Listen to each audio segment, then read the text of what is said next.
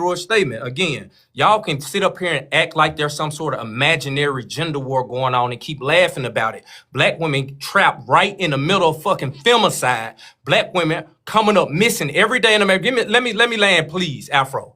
Okay. Because y'all want to do this thing where Please, y'all nobody act like interrupt him. Nobody cut him off. Go ahead. Because this what black men gotta stop doing on this fucking social media shit. Stop acting like we are the protectors of black women when we are just as fucking harmful to them.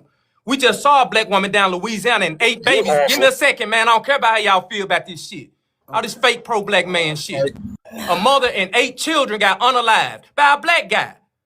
We saw Lieutenant Governor unalive himself and his goddamn wife. We seeing black women lose their life all over this fucking country and black men involved in it too. So y'all can sit up here and act like some sort of imaginary gender war being made up. My question to you foundation of niggas is why the fuck y'all don't protect black women? Y'all so pro-black, why y'all at war with the black women? Nigga, femicide is real and black women taking a bad Sir, end you're of it. the I don't give a fuck what you TikTok niggas say. Where your plane? Because I ain't even get to talk. Man, fuck you, nigga. Okay. You bitch ass nigga want to go Are to war you? with me on TikTok. Black have women some unalived every self-control, day in man. America. Stop. Go save a black woman in Go America, ahead, nigga. AJ. I would stop. Nigga want to sit up on and play games on the fucking app like this shit ain't real, like black women Bruh, ain't going have through some it. self-control, 10,000 black please. women go missing every year. How many you go outside and look for, boy? With your foundation ass. How many black women you go look for last year? Nigga, I done been combing through fields. All you fake ass pro-black niggas sitting up on TikTok every motherfucking day. Femicide real and black women getting the bad end of it. I don't give a fuck how y'all feel about it. Was that argued this whole time? Did anybody try to debunk or Nope. belittle any type of was that even the conversation? Nobody brought up femicide. Nobody says that that's not an issue. Nobody said nothing remotely close to what you just went on this crazy rant about. Yeah, I was talking about voting. Nobody said Man, anything keep laughing. remotely close to And the that. gender war We're ain't talking real. Black about, women hold ain't on. going through We're nothing. talking Man, y'all about black lame. people. The We're gender war is talking real about the because of the black Democrats. community No one and ever using our said that. political Wow. leverage, and you deflected into something now, as horrible as it is, you deflected into something completely off subject. That The has energy, nothing to do Afro, with that's the any point energy. that has been Yeah, they made this want the entire dream. conversation. And the fact that Quiet. you had to do that, Casso, the fact that you had to do that just shows that you lost. Flip That no is you pillow under what conceding black to women have going through. losing when a Fam, person don't has to soften what deflect to a black women going completely through. Right. Not sir, Are you about really that, pro-black? this brother. You subject is also down Are you saying completely that really black men are pro-black? layer of unrelated. What do protection. you do That for is black women? unrelated to what What do we you are do for black talking women? about. What do you do for black What women? you You're on do your next besides talking What Well, do you point black do after for men your black protect take, me women? every day. Castle. I don't know what Sir, black men that's you around. enough. I I'm don't know if We it's gotta surprised Spanish What do wrap you do for protect things black me, up, protect women? black y'all. or what, We but gotta black men wrap protect things me up. every day. Thank you. That's Yeah, enough. I'm That's really enough. surprised at You this have a point. good day, Wow. man. You have a good day. I'm like, I'm just confused the Can I amount get a of final word? anti-black male rhetoric that he has. And you know what? I'm not even confused because what it is that again, that's a democratic talking point. That's what the Democrat is. That's what the liberals do. Is this intersectionality thing? Is that you don't want to focus on the black family because it's all this talk about what the Democrats did for black women, black women, black women, and black women, black women. But when we talk about what's done for the black family, there's crickets. When we talk about what's done for black men, even to balance it out, there's crickets. It's black men don't come out as much as black women. Oh well, it's only a 10% difference. Oh well, no, you niggas just ain't protecting black women. This is bullshit. And the fact that he even came up here and was like, that's why I'm like, damn, I ain't even gonna get to all the points. He was talking to that much. But the fact that he even got up here and was like, yeah, we need to align ourselves with these Hispanics. You talking about the same Hispanics that identify as white tea, the same people that you pretending we ain't there? We pretending it's red and blue, but these same motherfuckers you caping for are identifying as white. What the fuck are we talking about? And these same group not only identified as white tea, but are actively practicing anti-black racism. Are we gonna act like in California it's not Latino gangs? We're not gonna act like it's not in California these Latino gangs are police forces? Like it wasn't a Latino woman that came out and said you need to specifically hit black people with an appendix because they're weak there? Are we gonna sit here and act like Trayvon Martin was unalived by a white tea Hispanic Zimmerman? So what delusional world are you fucking living in that you think we better align? There's this black and brown coalition going on when these people are actively trying to push us out. Hello, Venezuela gangs inside fucking Chicago apartment buildings? What are we talking? Wasn't no Venezuela gang members out there like let's come together with the black folks on the grassroots so we can go against the white tees? No. They coming over here and taking the fuck over. So in what world are we aligning with them, acting like we got all this power? We got more power with these white wannabe white tees that are actively practicing anti-black racism. Sir, you're delusional. What do you mean black women are the backbone to the Democratic Party? What are you talking about? The black vote is, meaning the black family is, black man and black woman. Why do you think when they came out, these same people on the left want to say, oh, well, the only reason Kamala lost is because black men ain't vote. Well, I thought you said they vote ain't matter. I thought you said they don't come out like that. But black men is the reason because all these black men voted for Trump when most black people voted for the Democrats. black men voted for the Democrats, bro, because the few that did, because it was more than previous elections, voted for Republicans, but still far less than white teen men or any other group of men. It's black men's fault why she lost the fucking election, but their vote don't count. But they not the backbone, but it's only black women. So which one is it, sir? Y'all not even making sense of this. Y'all not even making sense. You're just saying things to try to tilt the favor and tilt the scale in favor of the Democrats, and you're being biased. You're still feeding into the gender war. You're still you're still going against the black family. The black nucleus, the family is the nucleus for any nation. If we ain't talking about the black family, I don't give a fuck about what's happening to black women. I don't give a damn about the grants and the loans and the motherfucking education that black women is getting if ain't no fucking black man beside them. It don't mean shit. It actually means it's going against our progression. The black family is what matters. If they're not doing it for the black family, which they're not, because in order to do something about that would be reparations. What you talking about that we ain't gonna get because now we begging for handouts. But them fucking Indians, them $5 ass Indians who just got 1.1 billion, and this is for the Republicans. The Republicans approved this bullshit, so we got criticism for both sides, but the Republicans just approved that 1.1 billion going to these $5 ass Indians in the housing grants. When they getting billions off fucking casinos and cannabis sales. That also goes to their housing. Yet they still living in squalor. They still out there having to ban liquor because them niggas is drinking themselves to death. Damn near. What are we talking about? But we asking for handouts when we talk about reparations, sir. Please miss me with the bullshit. That shit was hella anti-black. He gave me Stevenson vibes. I can't do it. Absolutely egregious, man. Can I say Please. something before I go? Go ahead. Go ahead. I want to respond to Simon because I thought his argument was very Of weak. course you do. Your daddy didn't answer my Let's question. let him go because we let gotta him wrap go. it up. We gotta Let him wrap go. it up. I know exactly what he want to talk about. Look, listen. From now on, when I tell everybody on the panel to be quiet, be silent. Anybody who interrupts after I say be quiet will be immediately dropped. All of that y'all butting in and stuff like that, and then he got to start. That was annoying the hell out of me. Don't ever do that again. Go ahead. Thank you. So I just want to respond to a statement that he made, and I'm a bouncer. I know y'all gotta go. I appreciate the time today. But Simon had made a statement that said that the Democratic Party were the part of today are the same party that oppressed our people, which is emphatically and intellectually dishonest. Let's take the party names out of it. The party names have not changed, Republican and Democrat. Let's talk about the ideology, conservatism and progressiveness. The conservatism is what enslaved our people. Slavery was a conservative system of oppression. Jim Crow was a conservative. The civil rights movement was a progressive movement. Martin Luther King was a progressive. MLK was not a Democrat, but he was a progressive. Okay, so when we're talking about these issues and things like that, I think we need to take the party name out of it and let's start looking at the ideology and the policies. Because when I hear us complaining about mute your mic. When I hear us complaining, just to clarify, we're not really saying that the progressive legislations and ideas are the problem, but that Black Americans, our people, our communities are not seeing the same level of benefit from these policies compared to immigrant communities. Is that correct? Is that part of the problem? We're not benefiting. I'm not talking to you. We're not benefiting from the progressive ideas. Hold on, I thought you were responding to him. I'm not talking to him. You're addressing his point. So why? That's what I thought. I'm not talking to either one of you. I'm talking to Afro Elite. Let me clarify for you. I'm talking to Afro. Okay, so here's the thing. You said I'm going to respond to something Simon said. Can I address Simon? So now that Simon wants to address what you said, that's why I said don't drop and run after you make a response. You got to stand on it. He gets to respond to you. What is your ethnic group? I'm done. What is your ethnic group? When I'm done. He can respond. What is your ethnic group? He can respond when I'm done. Doesn't sound like an ethnic I'm a Black group, American. right? I don't got to prove nothing. Okay. Black American, BX. Please let me finish. BX. Please. You do this every time, bro.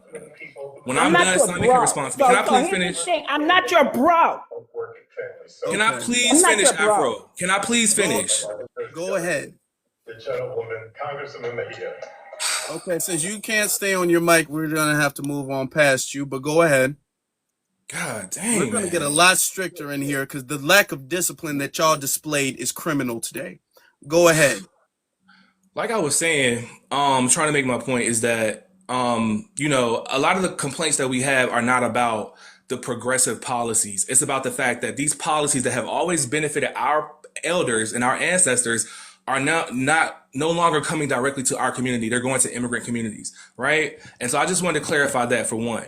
And the policies that we're talking about are like, home ownership, business growth, lower cost, job work wages going up. These are good policies for our communities that in a lot of ways are benefiting a lot of immigrants, right? So my thing is that if that's the concern, that the outcomes of progressiveness are no longer equal like they used to be prior to during the civil rights era, not the policies itself, then the real question is, how do we make sure the policies are implemented in a way that actually reaches Black Americans effectively?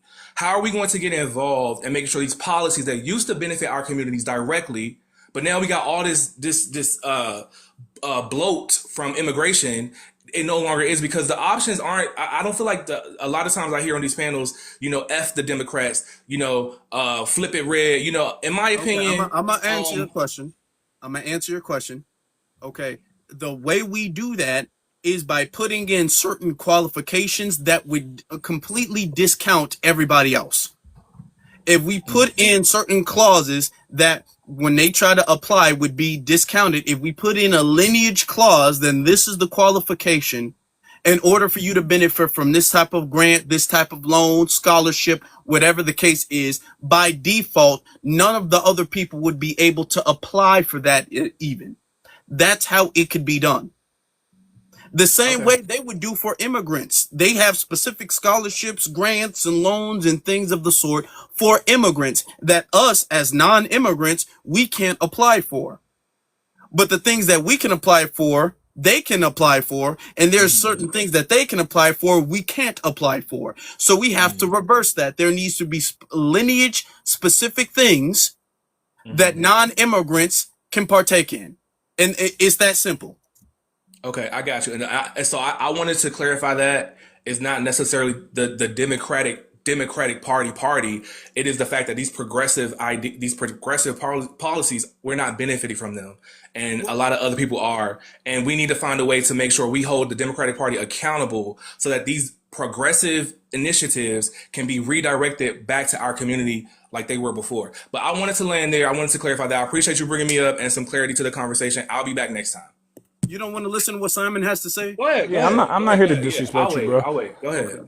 And I'm glad that's the point. And honestly, I knew that was the point that you was gonna respond to.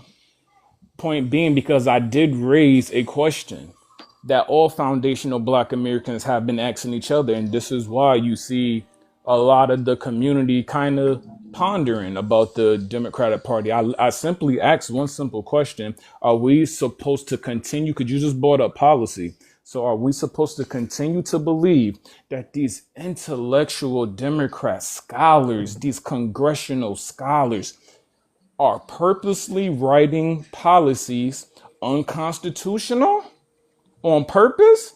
Or are we supposed to keep continuing to just assume that they're making the same mistakes for 60 years? So whatever response I get, it's always going to circle back around the policy. And in policy, you have to have correct language, right? And when I rose that question, everything crashed out, because that is the pivotal question. Especially when you bring up Ed Bloom, that's all Ed Bloom want to see, is if your language is correct. And so and this is why it's an easy loophole to just keep jumping in for me. I'm gonna keep asking the same question: do Democrats and people that support Democrats, knowing that we voted for Democrats for 60 years at a over 80 percentile Black American men and a beautiful Black American woman, are we supposed to continue to assume that these intellectuals in these congressional seats are so incompetent that they continue to repeat the same mistake of writing policies unconstitutional, but only specifically when it comes to Black American policies, because they don't make a mistake when it comes to the immigrant policies.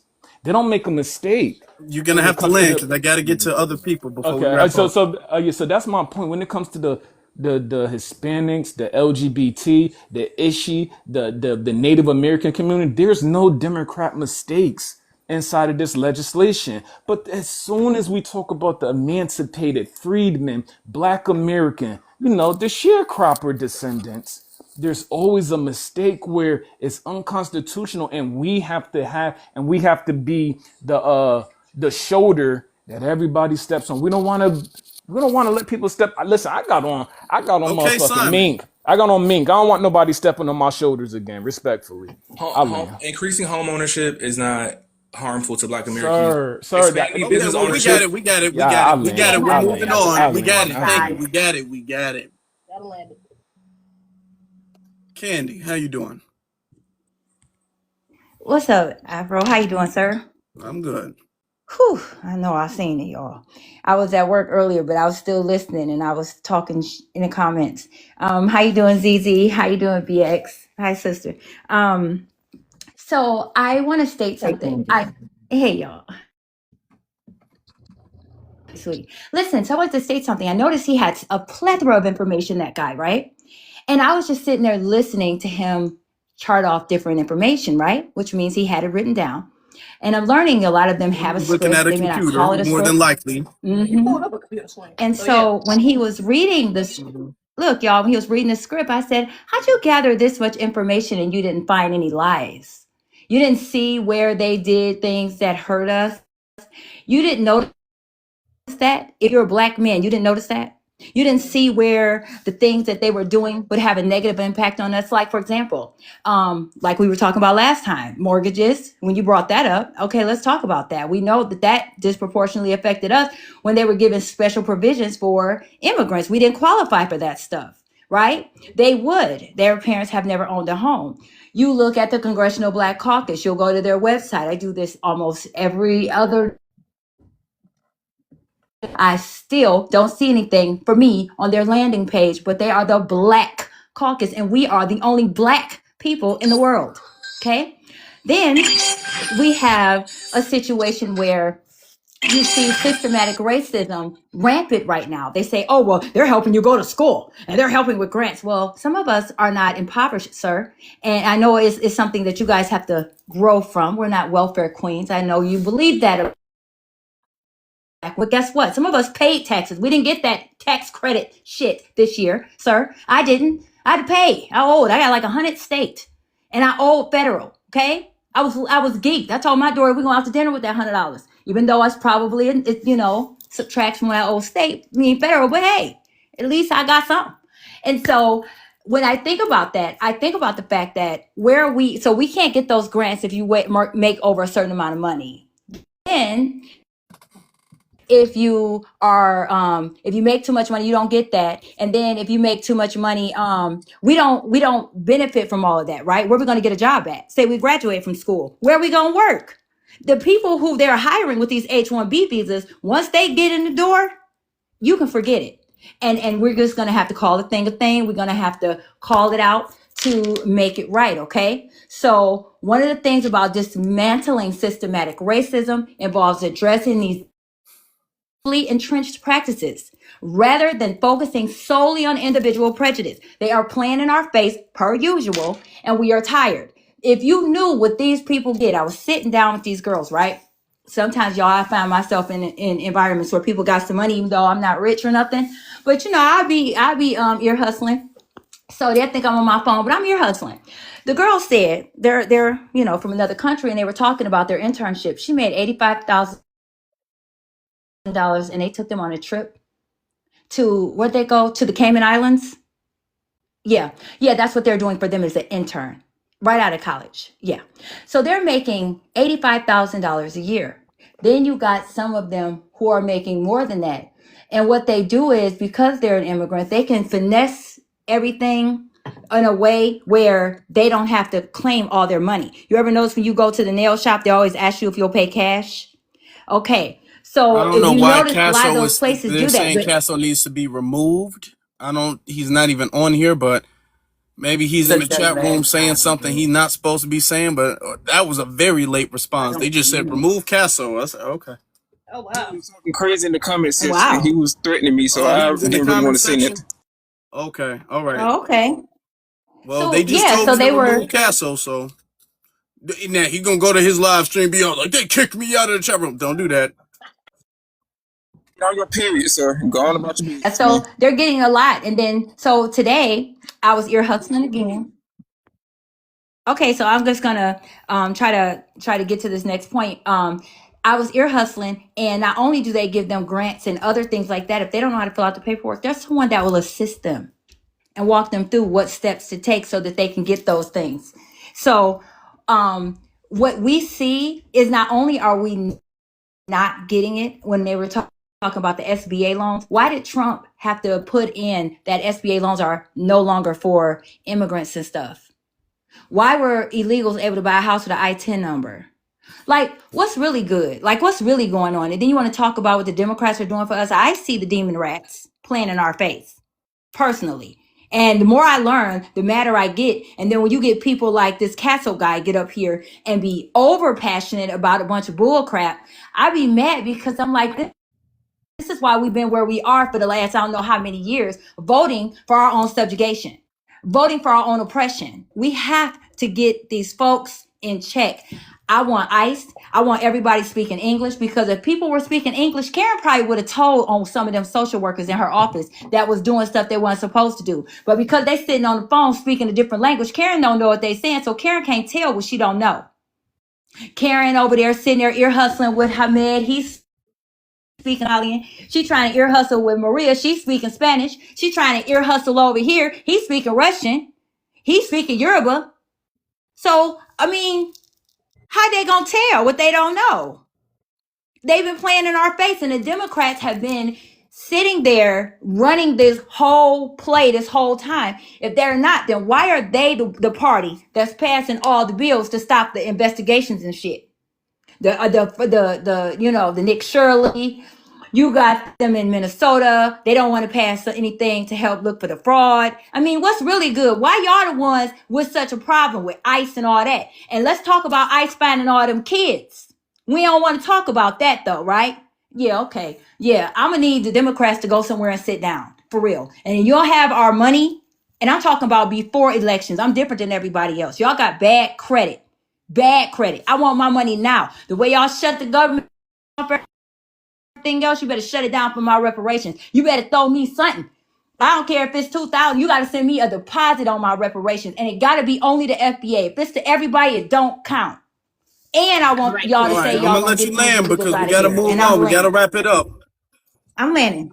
All right, But I like that Karen I line. That was land. classic. That was all right. classic, the Karen line. I like that. I'm We're not a gonna xenophobe. yeah, we're gonna get to Charlie. Peace, King, and I'm not gonna keep you long because I know you got to be tired. I just wanted to come up and just kind of highlight because I was in the comments. Ishmael did a really good job. I think it was her name. She did a really good job of kind of highlighting it. Kesso does that. He always deflects when it comes down to the issues. And the fact of the matter is, nobody, even the last gentleman that dropped down, gave any kind of rebuttal to what's actually happening to our community at the hands of the Democratic Party. They keep trying to deflect at the things we got latent effect, I guess, and latent help from. Some people were able to benefit from. At this point, what you said is 100% reigns for truth. We want something out of our vote. It's not just voting to knock down the Republicans. We need to receive something as a people, and we need to be empowered as a people to do for ourselves. That's just the bottom line. And I'm not going to dialogue or monologue up here. I think a lot of that done went on. But I really want to say I appreciate you for standing 10 toes down against that creep. He always and I'm not going to dialogue or monologue up here. I think a lot of that done went on. But I really want to say I appreciate you for standing 10 toes down against that creep. He always does this. I go and he would not stay on topic. Yes, there's an issue with violence against women, but that's not what's on the board right now. We're talking about our people as a whole. He would not stay on topic. Yes, there's an issue with violence against women, but that's not what's on the board right now. We're talking about our people as a whole. As Zizi said, we're about the Black families. It's not about just the men over the women. We need everybody rising at the same time and together. So that's the only reason why I came up here, just to kind of double down on what y'all said. And best of luck to everybody on the panel. All right, thank you. To do, he thought he was gonna, with the whole mentioning femicide or whatever, he thought that was going to pull at the emotions of the women in the room, and they were going to side with him. And that's why I'm like, dude, I'm not sitting up there saying that that's not an issue. Nobody has said anything about that before you brought it up. Why you making it seem like we're not supportive of that? You're trying to deflect, and you know you're losing the argument, so you're trying to rely on the emotions of the women in the room. And the thing is that they see through that. All of the women here saw through that, so it didn't work. So that is what it is. I'm gonna let me see, Brother Divine. I don't know if you still here. I am still here. I was hoping you're gonna let me say something, because I did say Brown at one point, but then when you was like, yo, let him go, I chilled off. But like, I just want the family, because this was a master class. And I'm glad you did it that way. And I'm glad I know some people were saying, stop him from talking, don't let him get it out. Now we need to see and hear this, because this is preparation for 2026 and 2028. Remember, the Biden / Kamala campaign, they paid online quote unquote influencers to spit the same storyline and propaganda that Queso, whatever his name is, what he was here talking about. That's their job. And so what I also look at is when somebody is spitting propaganda, I want to see who is supporting him, because y'all saw them numbers going up, right? And y'all saw the people that was liking him and the people in the comments. When you're talking, claiming to talk for Black Americans, foundational Black Americans at that, but the only people that are supporting you and giving you rubs on your back are the tethers and known feminists and known opposition to the foundational Black American grassroots, that tells me everything I need to know. All those people that came in, when I was looking at all the names, because now I've been on TikTok for a little while now, I'm still working my way up to veteran status. But dang near every name that I've seen on other panels speaking down against us, being xenophobic, those were the ones in the chat supporting him. Even K-Town got in on the deal while he was talking and saying, yeah, this panel is too ignorant for you. Keep spitting the facts. And so I'm saying that to say this. When he was up here, he was giving Brother Afro his props and saying, if that's how you want to do it, go ahead and do it. But as soon as his leader came in here, all of a sudden it was like, yeah, they're too stupid for you. And that's how you know you're dealing with a Democrat shill, because they always go to the condescension. Don't you notice that? They can't have a simple conversation with you without trying to insult your intelligence or trying to frame it around, oh, you just don't understand the intelligent conversation and propaganda that I'm spitting at you. When it's like, no, we're too educated for that stuff to work. We see right through you, right? And I'm glad Sister Zizi was, giving him the pushback, because remember, it's always protect Black women until that Black woman isn't about protecting the Democrats. Then that whole protect Black women goes out the window. Then you're just like the stupid Black American men that ain't voting for us. You're like everybody else that don't vote Democrat that they are against. He wasn't standing up for Black women. He was standing up, like Simon said, for the gender divide, another tool of the Democrat Party. For him to even come up with that talking point, claiming to fight for Black people, and I'm glad you said that, Afro, because that should have been enough. If you're really for Black people, which we know he's not, and one of your talking points is, look at how well half of the Black American community is doing based on gender, that should have been a red flag. Who would say that and have that mean something that's a positive, right? That should be like, wait, hold on. What's going on with the rest of the Black American community? What's going on with our families? But they don't care about that. They're about driving that wedge to push their agenda forward. And lastly, on the question that Simon asked him, that hit near and dear to my heart, because that's the work that we do. I was talking about it before he got into space. I could have debunked everything he was saying, but I wanted to respect your room, and I don't want to come off the mic. But our entire work debunks his Democrat propaganda, because we know for a fact that there's a way to write constitutional legislation for foundational Black Americans, not because we heard it, not because it's a theory, but because we wrote it.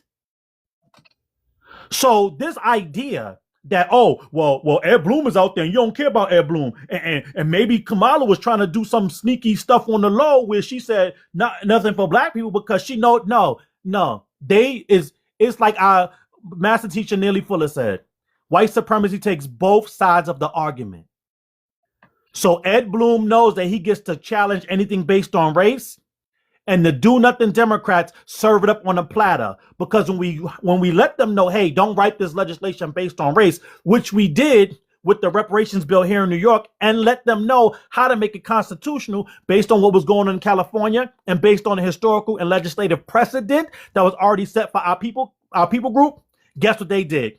Ignored it and still wrote the racial reparations bill. Why? Because then they can say, hey, Foundation Black Americans, we tried, but it was the Republicans. They're the ones that stopped it. They're the big bad wolf. And that's what they do. They take our issues and run on them, and take everybody's issues and supplies the solution through legislation for them. And we're just saying no more. And notice he didn't bring up what his own Tandoori Queen said. She said that voting needs to be more transactional, and we got to give the people the right to be transactional with their vote. Now, all of a sudden, we standing on that, standing with their queen on what their queen said. Is this your queen? But now, all of a sudden, it's we're being divisive, and we some low down N words and all the other racist tropes that the Democrats traffic in when we don't do what they say. And last but not least, I'm landing here. Notice another trick that he did when it was to promote what Black American women were able to do with their quote unquote vote. It was them voting for the Democrats. As soon as we were talking about we're going to hold everybody accountable, all of a sudden the government is just white folks. Right? Now all of a sudden it's just us trying to ask white folks for things. But when Black American women were standing for Black American women, it was them weaponizing their votes with the Democrats.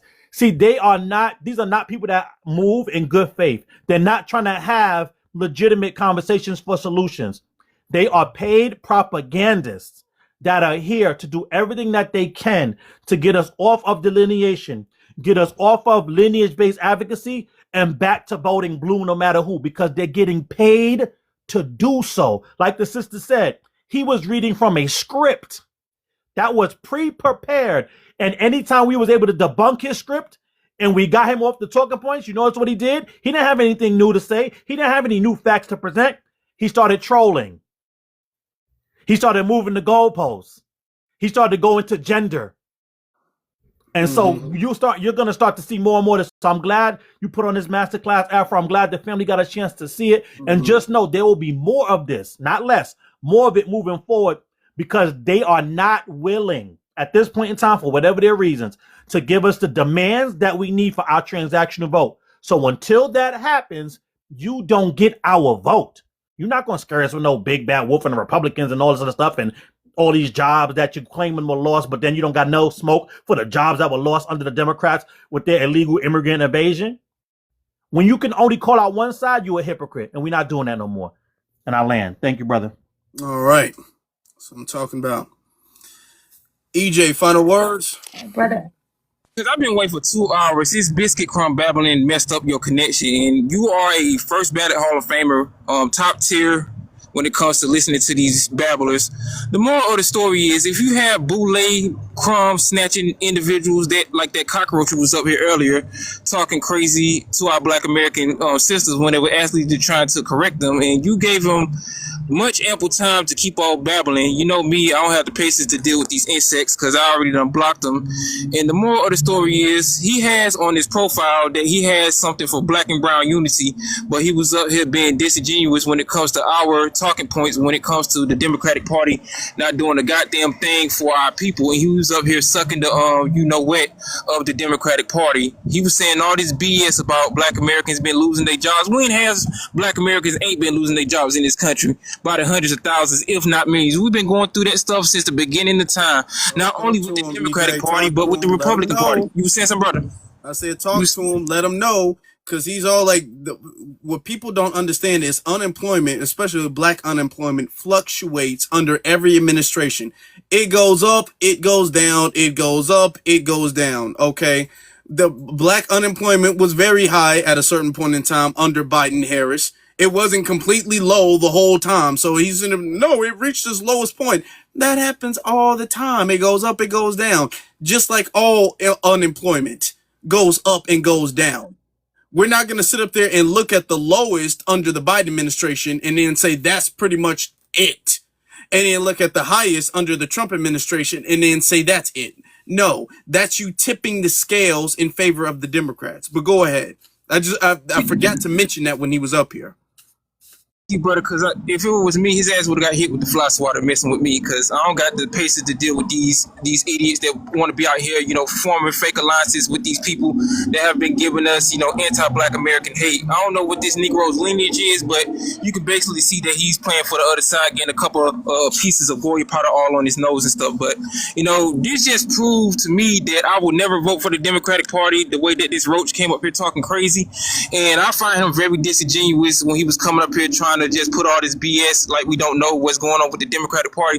They have no allegiance to the black American community. That is the party of immigrants, and the Republican Party plays the same game too when it benefits them. So when it comes to either voting for either of these people, I'm in the middle because y'all ain't came with nothing tangibly, and I'm just gonna give him a big FU and just gonna land my plane, because that old nigga who came in here earlier, I wanted to tell him something about himself when he was being disingenuous to the elder who came in here earlier, and he clearly was an older, so I don't respect him nor find him as a righteous person to be under the elder class. I put these old niggas in their place when it comes to them being older. And Queso, whatever it is, his damn name is, he's a Democratic shield. He's basically getting paid, because you can't be doing all this caping and wet sucking for the Democratic Party, knowing damn well you up here trying to form fake alliances with these Hispanic groups when they don't even vote as one whole voting block. They vote in different ways. Some of them vote Democrat,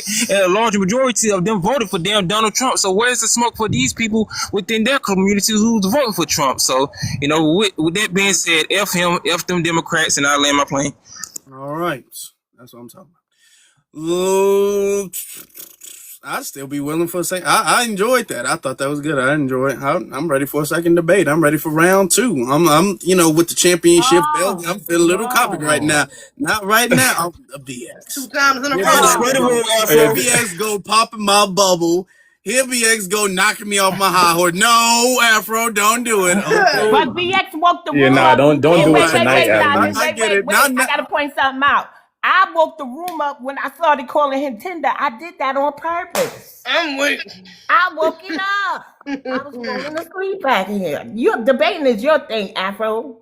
And I can't stand Castro sometimes because I know what his room looks like, right? He's not for Black Americans. He's just not. There's no way that you could tell me somebody, he's intelligent. He's very intelligent. You can't tell me that an intelligent person doesn't understand or can't see what's happening to Black Americans in the ethno side that we're going through. And when it comes to men, I'm sorry, men, I got to throw y'all under the bus for this one. When they I'm going to just say people, Black people, when they are so American for the immigrants, it's because they're sleeping with them.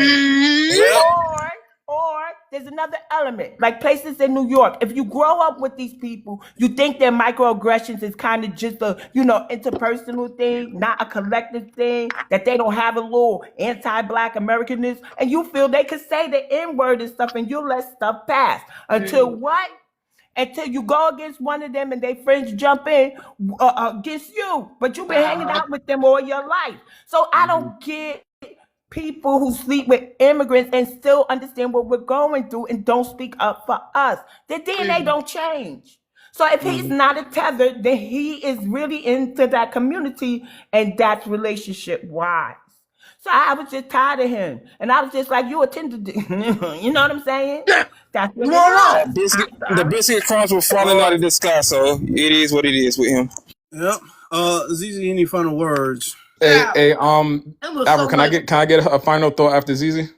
Oh, go ahead. You go first. Go ahead then. Well, we gotta wrap it up. Yeah, I'm gonna be quick. Afro, appreciate your patience, right? I want to second what Brother Divine said. That was a masterclass, and I didn't even know that was Brother Divine up there. So I definitely appreciate his like debrief on watching it from the outside in, because he was able to follow the talking points and know the rebuttals.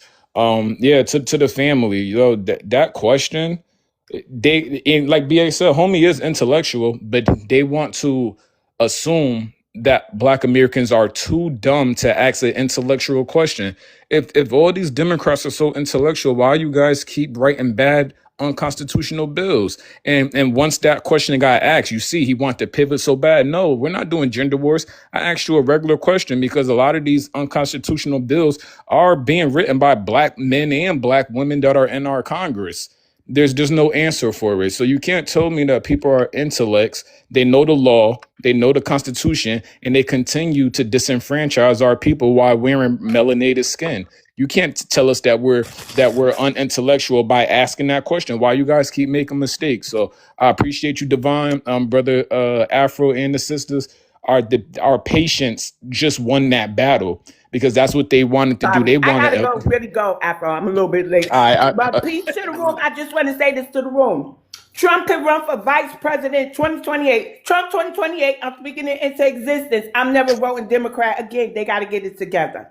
Thank you. I'll land. Have a blessed night. Yeah, and y'all. I'm not voting Democrat again. I can't. They want us to be sleep, and we too smart for that. And I'll land. Definitely a good panel today, Afro, for sure. Thanks for having me on stage. Lord. Appreciate that. This was a long one. This BS he was talking. It was a long one, but a good one. I've been outside of Academy Sports for 2 hours listening to y'all, but good job, y'all. Yeah, it was a long one, but a good one, man. Egregious. Calling out good brother Simon the Tether was out of this world. Absolutely insane and disrespectful. That's crazy as hell. I thought he wasn't even with the FBA title, should I say, or identifying. They ain't talking about FBA South. That's that again. They don't go that liberal intersectionality. You trying to split up Black people again. Talk about FBA South. Now ain't no FBA. Now ain't no Foundation of Black Americans in New York. It's crazy as shit. But anyways, man, that brother went all around the world with it. I'm just, my head. It was just so much. It was a lot. Afro, you did a wonderful job dissecting. It was egregious. I'm glad to see that, that was another battle won in the ultimate war against these damn liberals and Democrats, because they sending their pawns. They're going to keep sending their shields. And like you said, it's just, I don't think it's a coincidence that these people just somehow find alive when we talking about Democrats, but when we talking about Republicans, it's crickets. Don't nobody got nothing to say. Don't nobody want to get up here and speak on the panel. So, yeah, even though he talking about he don't believe in red and blue, he got a good mouth game. Again, the brother is intellectual. I'm not going to take that from him. They already said that on the panel, and I don't want to say that too many times because he's using that intellectualism in favor of the Democrats, and which is in favor of the white T folks. He's fake trying to speak out against. But he's saying we pretending to be replaying this game of red and blue, but you're shilling for the blue, acting like you not. It's just very confusing language. He's doing that on purpose. And again, I would like to shout out to Candy for bringing up the fact that he did have a camera in front of him. I'm glad he put his camera on. He was pressed to show that motherfucking TV, that damn computer screen. But as soon as I bet you she would have said that while he was on the panel, it would have been, oh no, I just know these facts. I just got the facts. Y'all just don't want to argue with the facts. Anyways, point is, man, Democrats ain't doing shit for Black people. We need to get off the Democratic plantation like people like Queso, whatever the fuck his name is. We got to get up off that plantation, man. I'm sorry. The emotionality, this symbolism, this obligation we supposed to have because our ancestors died for it. They didn't die for us to be no damn dummies. They didn't die for us to be showing undeserved loyalty to a party that ain't giving us no damn policies or no tangibles or resources in return. So yeah, how about we show them the utmost respect and stand on FBA Black First business and get these motherfucking reparations popping. Point blank period. Afro, since BX not here, I'll ask you, when the next time you going live? We'll go live tomorrow. Well, let's keep this energy going. I love to see it. I'm going. I like get you some disinfectant spray. You got to spray the room after this, buddy. It was a lot of funky individuals up in here, but you held your own, brother. Salute to you. Mm-hmm. We need some Lake Lanier spray up in this joint. So Lake Lanier spray. We do. Ooh, we need that. We need little spritz. I wanted to share something real quick, and I'm going to wrap it up, Afro. But I just want to say something because someone said I was a liar in the chat, but I want to show you something. If it said estate planning, due to the risk of deportation, many undocumented homeowners use revocable living trust or durable power of attorney durable power of attorney to ensure property can be managed or sold by a trusted representative if they are detained. If they coming over here and they are they need so much help, they need all this stuff. Why do they need a loan? And how are they able to do that? They can do all this, but they can't go to the port of entry and fill out their paperwork so they could be legal citizens. So don't tell me that I'm making up stuff. You can look this up. It's on Yahoo Finance. So, I mean, I'm just saying there's some little facts that let us know that the Democrats just be finessing and playing in our face with a bunch of word salad. FBA stand up. Afro, you really handled it today. I was so proud of you with that guy because I don't know how you did it, bro. I didn't have the patience for dog. I was ready to cuss him out. Shut the hell up. Shut up. Played my phone about 5 times messing with Afro. I was like, come on, Afro, I'm about to run out of spray messing with you, brother. Doing. I gotta run to Dollar Tree. I'm screaming at the phone. Why is he telling me shut up? For real. It take a lot of patience, man. It's a great. Well, shout out to you, Brother Afro. Let's give a shout out to Black Alpha. He did a pull up. All right, Black Alpha, we see you, baby. All right. He was in the chat. No, Black Alpha did a pull up though. Oh, he Kamala. did at the Kamala joint. Hey, shout out to Black Alpha. He surely did. Everybody outside. We got Brother Melrose. Come on, y'all. We outside. FBA all day. Shout out to Melrose too. Mm-hmm. Yep. All right, but we'll come back tomorrow. Y'all have a good night. Gotta go.